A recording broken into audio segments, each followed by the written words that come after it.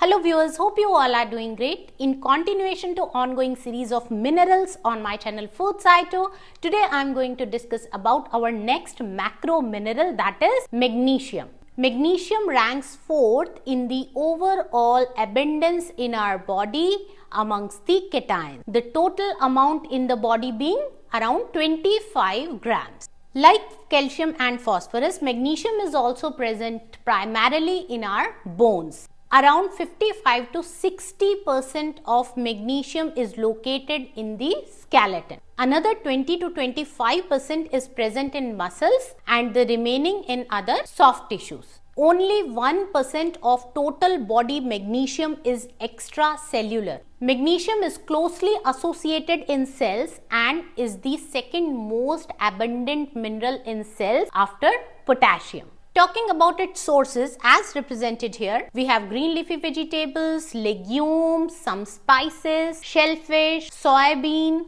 or soy flour. We may have nuts and beverages like tea, coffee and cocoa. Now let's discuss about its functions. As already mentioned that 55 to 60% of the magnesium is located in skeleton. Thus, it has a very important role in bone formation.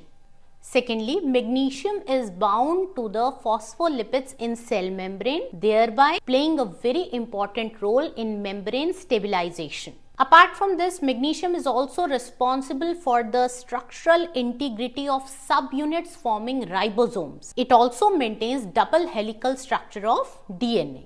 Apart from this, intracellular free magnesium regulates ion movements. Also, magnesium is vital for energy production as it is required by ATP synthesizing protein in the mitochondria.